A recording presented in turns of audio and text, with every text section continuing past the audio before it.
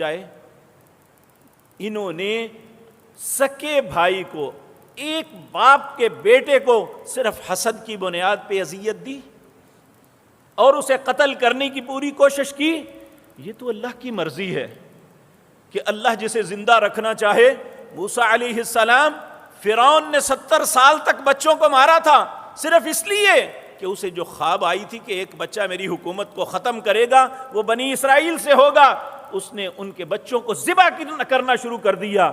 لیکن جس بچے کی وجہ سے سب کچھ ہونا تھا، اللہ نے وہ بچہ اس کے گھر میں پہنچا کے کہا میں تیرے گھر پہنچا دیا ہے، جس کی وجہ سے مارتے ہو میں اسے بچانا چاہتا ہوں تو مار کے دکھا دو۔ تو موسیٰ علیہ السلام فرعون کے گھر میں پلے تھے۔ یہاں سے احساس ہوتا ہے قوت و قدرتوں کا مالک صرف اللہ ہے، جو وہ چاہے۔ وَمَا تَشَاءُونَ إِلَّا أَن